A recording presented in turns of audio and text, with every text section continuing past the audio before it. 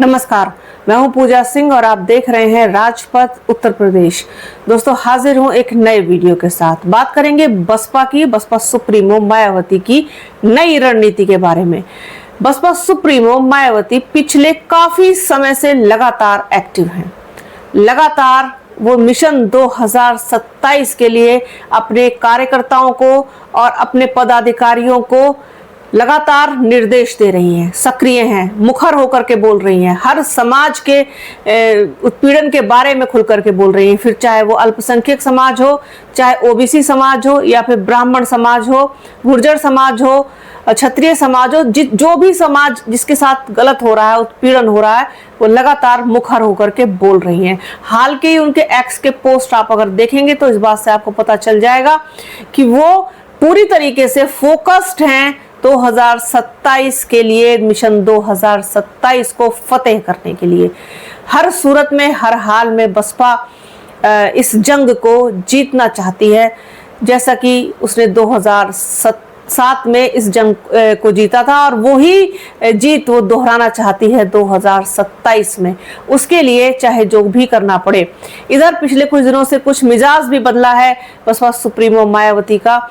वो जो लोग अनुशासनहीनता के चलते, गुटबंदी के चलते पार्टी से बाहर किए गए थे, फिर वो पार्टी में वापस भी लिए गए हैं, क्योंकि बड़े चेहरे हैं कहीं ना कहीं और समर्पित कार्यकर्ता के रूप में काम किया है।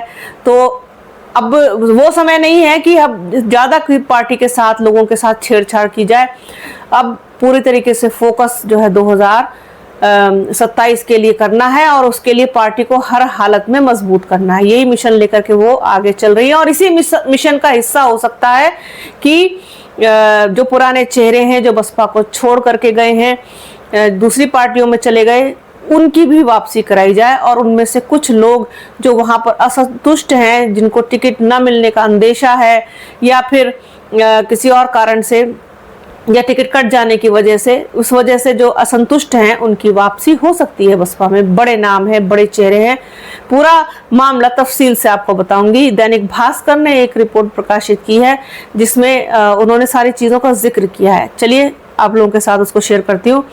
बसपा सुप्रीमो मायावती अपने पुराने नेताओं की घर वापसी की तैयारी कर रही हैं।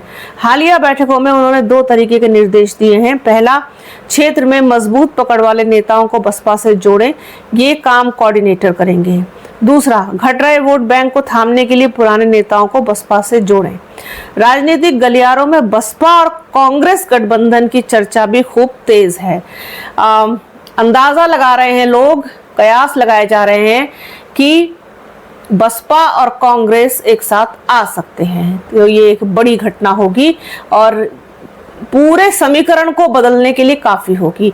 समाजवादी पार्टी को जोरदार झटका लगेगा अगर ऐसा हुआ तो। हालांकि ये खबर बहुत तेजी से सत्ता है गलियारों में तैर रही है, सूत्रों के हवाले से, कि समाजवादी पार्टी और कांग्रेस के बीच सब कुछ सामान्य नहीं है। कांग्रेस, राहुल गांधी बहुत कंफर्टेबल नहीं है समाजवादी पार्टी के साथ मिलकर के चुनाव लड़ने में, और आगे अभी तक तो ऐसी कोई घोषणा औपचारिक रूप से नहीं हुई है, ना ही कोई ऐसी खबर निकल के सामने आई है। लेकिन जहां तक उम्मीद जताई जा रही है, ये जो पेच फंसेगा वो सीटों के बंटवारे को लेकर के फंस सकता है। देखते हैं भविष्य में क्या होगा। लेकिन बसपा के साथ कांग्रेस के आने की खबरें तेज हैं।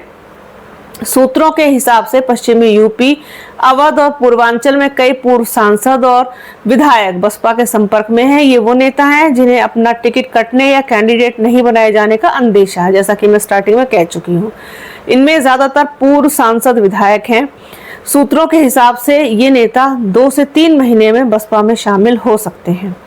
20 मई को कांग्रेस के 2 बड़े दलित नेता लखनऊ में मायावती के घर पहुंचे थे। ये बाराबंकी के सांसद तनुज पुनिया और कांग्रेस के अनुसूचित जाति विभाग के राष्ट्रीय अध्यक्ष राजेंद्र पाल गौतम थे। हालांकि बसपा सुप्रीमो मायावती इन नेताओं से नहीं मिली। उसके बाद तो और ज्यादा ये सारी चीजें तेज हुई, ये कयास और तेजी के साथ लगाए जाने लगे, लेकिन इस खबर में कुछ खास दम नहीं था। दरअसल बसपा और कांग्रेस ने दोनों ने अभी तक गठबंधन को लेकर कोई औपचारिक घोषणा नहीं की है। अंदाजा लगाया जा रहा है कि चुनाव से पहले कांग्रेस से गठबंधन ना भी हो, तब भी बसपा सुप्रीमो मायावती छोटे दलों के साथ गठबंधन कर चुनाव मैदान में उतर सकती हैं। बसपा की सक्रियता से सपा और भाजपा दोनों सतर्क हो गए हैं। अखिलेश यादव पीडीए फॉर्मूले पर काम कर रहे हैं, लेकिन बसपा की वापसी से दलित और मुस्लिम वोटों में बंटवारा हो सकता है। भाजपा अपनी ओबीसी और हिंदुत्व की राजनीति पर भरोसा कर रही है, लेकिन मायावती की ब्राह्मण आउटरीच अगर बढ़ती है तो कुछ सीटों पर इसका असर पड़ सकता है। वहीं बसपा के मजबूत होने से सबसे ज्यादा खतरा समाजवादी पार्टी को होगा, क्योंकि बसपा की कोशिश भी मुस्लिम वोट बैंक को अपनी ओर करने की होगी। पिछले दो चुनावों 2022 विधानसभा और 2024 लोकसभा में मुस्लिम वोट बैंक का बड़ा हिस्सा सपा के साथ रहा है। अगर ऐसे में मुस्लिम वोटों का बंटवारा हुआ तो इसका सीधा नुकसान सपा को होगा। वोटों के बंटवारे से सबसे ज्यादा फायदे में भारतीय जनता पार्टी रह सकती है। 2007 में बसपा ने ब्राह्मण, दलित, मुस्लिम और पिछड़ों के सामाजिक समीकरण, सोशल इंजीनियरिंग की मदद से पूर्ण बहुमत की सरकार बनाई थी। बसपा सुप्रीमो मायावती अब उसी फॉर्मूले को 2027 में दोहराने की कोशिश कर रही हैं। हाल की बैठकों में उन्होंने अपने भरोसेमंद नेताओं को जिम्मेदारी सौंपी। सतीश चंद्र मिश्रा ब्राह्मण समाज को जोड़ेंगे, उमाशंकर सिंह क्षत्रिय समाज में सक्रिय रहेंगे, विश्वनाथ पाल को अति पिछड़ों को बसपा से जोड़ने को कहा गया है। इसके अलावा सभी कोऑर्डिनेटर्स 3 महीने में मुस्लिम भाईचारा समितियां बना लेने के लिए कहा गया है कोऑर्डिनेटर्स से। बसपा सुप्रीमो मायावती का मानना है कि भाजपा और सपा सरकारों में उपेक्षित वर्ग अब बसपा की ओर रुख कर रहे हैं। वरिष्ठ पत्रकार सैयद कासिम के अनुसार संगठन मजबूत करने का ये मायावती का दांव बड़ा हो सकता है। पुराने चेहरे वापस आते हैं तो इसका बसपा को बड़ा फायदा होगा और यह कदम दलित वोट बैंक को मजबूत करने और अनुभवी नेतृत्व को पार्टी में शामिल करने की रणनीति का हिस्सा माना जा रहा है। वहीं पूर्व विधायक वहाब चौधरी को मार्च 2026 में पार्टी विरोधी गतिविधियों के आरोप में बसपा से निकाल दिया गया था, लेकिन मई में ही उनका निष्कासन रद्द कर पार्टी में वापसी कराई गई। वहाब चौधरी का पश्चिमी यूपी के मुरादनगर क्षेत्र में अच्छा प्रभाव है।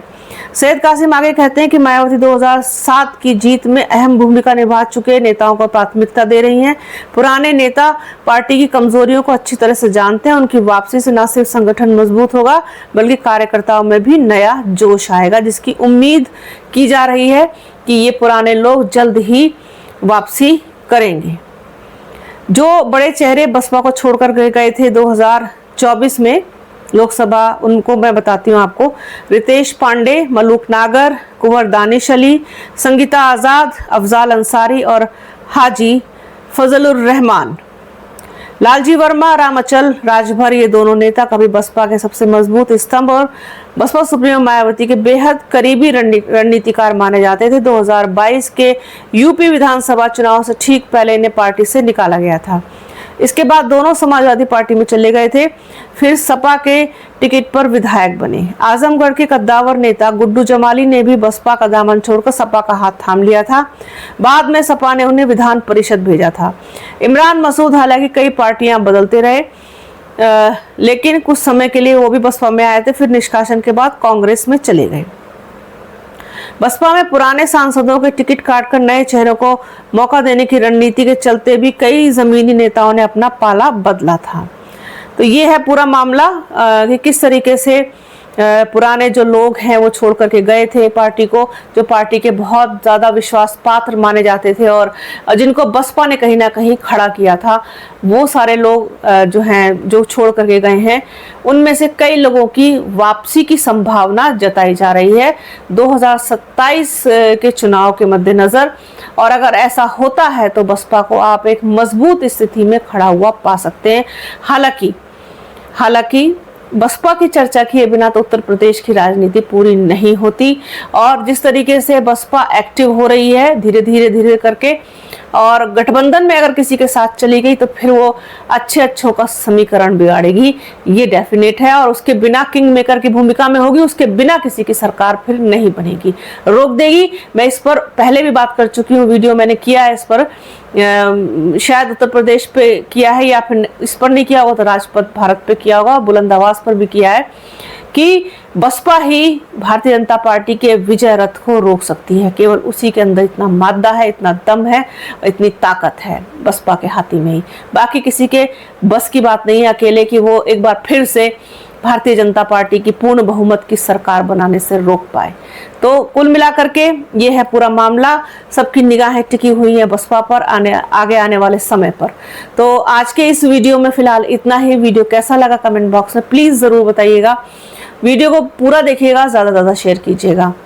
बने रहिए हमारे चैनल के साथ। चैनल को लाइक शेयर सब्सक्राइब कीजिए, बेल आइकन भी दबा दीजिएगा। अपना और अपनों का बहुत ख्याल रखिए। जल्द मिलूंगी आपसे एक नए वीडियो में, एक नए मुद्दे के साथ, एक नई चर्चा में। तब तक के लिए जय हिंद।